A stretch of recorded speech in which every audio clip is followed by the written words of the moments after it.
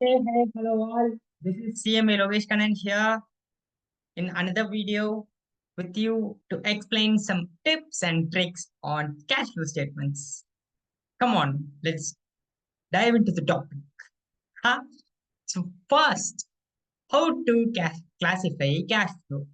Okay, this is the stepping stone for constructing a cash flow statement. Okay, so this is the first step that you should do when you start a cash flow statement. How will you classify the cash flows? Okay, so the first step here is identify whether the given component is a cash flow or not a cash flow.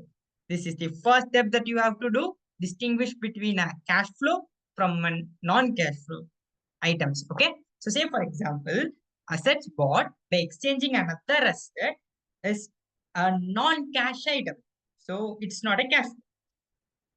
A loss due to devaluation of a closing stock is not at all a cash flow. It is a non-cash element that is coming under P&L operating. Okay.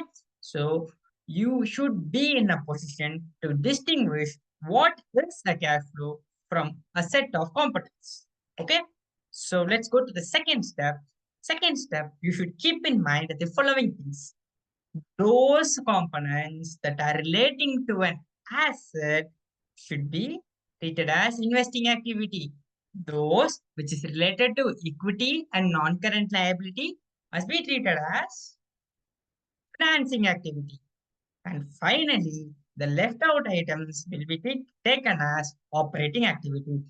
I did not mention here that all the purchase and sale of assets, all the rise and redemption of equity and non-current liabilities are cash flows. Everything and anything relating to assets, everything and anything relating to an equity and non-current liability comes under their heads. So you can ask me a question whether depreciation comes here. So keep in mind, depreciation is a non-cash item. So even though it is relating to an asset, it is an operating activity only. Yet it is a non-cash item. So you need not worry on depreciation of the assets. Loss on sale of assets, profit on sale of assets, everything and anything will be taken to investing activity only.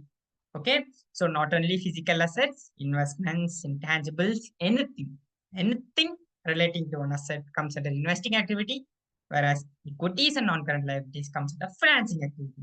Okay. So another important point is never try to differentiate between capital items and revenue items because you are not doing a P&L and a balance sheet. You are doing a cash flow. Okay. Coming to the third step, in working capital changes that you will construct while doing a cash flow from an operating activity and an indirect method where you will take your base as net profit and adjust all the non-cash items, all the items that are available in the other heads that should not be coming under operating items, and finally you will adjust for working capital changes to them. Under working capital changes, never include cash and short-term investments under current asset. Changes in current asset should not include cash and short-term investments. Okay.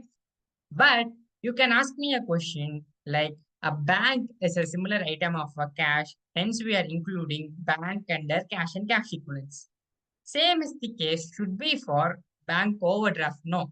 So bank overdraft is also a kind of a cash and cash equivalent, which we use it for spending our day-to-day activities, right? But we should not include under cash and cash equivalents. So bank overdraft should be treated as a current liability only and can never be included as an asset. Okay? And can never be included as an asset. This is the important point that you should keep in mind. And coming to the fourth step, never forget the following points. You should never forget to eliminate cash flow, which is relating to other heads like investing and financing activity from operating activity that you everybody know, but you should remember till the end of the sem. By mistake too, you could include the financing activity or investing activity under operating activity. Yet the cash flow statement tallies. Okay, cash flow statement always tallies if you put one head up and one head low. Okay, but it is not correct. Okay. And never forget to do tax adjustments. Okay. Always add the tax expense to the net profit. Okay. Or for a safer side, always take profit before tax and do. If you take profit after tax, never think to add profit, sorry, add tax expense to the net profit. That is profit after tax. Okay. Always add tax component to the profit after tax that is given in the P&L account, and reduce the actual taxes paid only. So for taxes, I have given a separate slide. Next slide talks about taxes only. Okay. Always try to never forget to add non-cash elements to the net profit. Okay. When you are doing an indirect method, never forget to add a non-cash element to the net profit. Okay, coming to tax adjustments, there may be two values of tax that would have been given. One in P&L account as a tax expense, and another in the balance sheet as a provision for tax. What you should take it as actual taxes paid.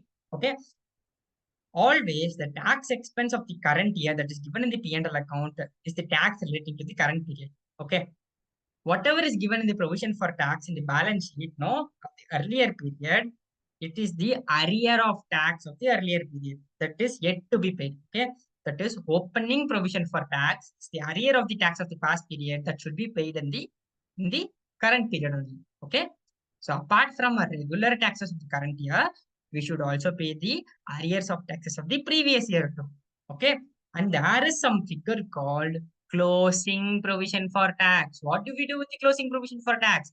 Closing provision for tax is the value that is yet to be paid to the government as on the date of preparation of cash flow statements. Okay. So, say for example, if you have an opening provision for tax of 400 lakhs and the current tax expense is around 300 lakhs, the total tax payment that should be made to the government is around 700 lakhs. And if you have any other TDS, you should also include the TDS to this expense. Okay. So, say for example, you are having 700 lakhs to be paid to the government in the current year. But as a closing provision for tax, you are keeping 300 lakhs. Okay.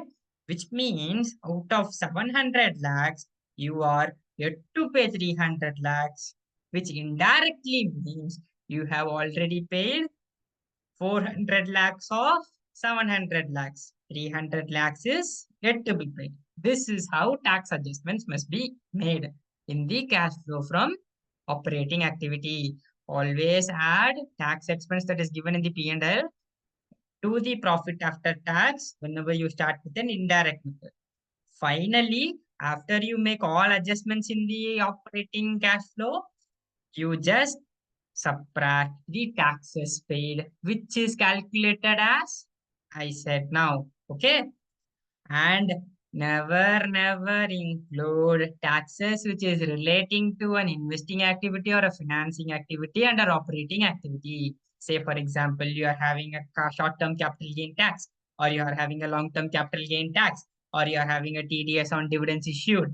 Okay, anything and everything which is not at all relating to operating activity, such tax figure also should not come under our operating activities taxes paid.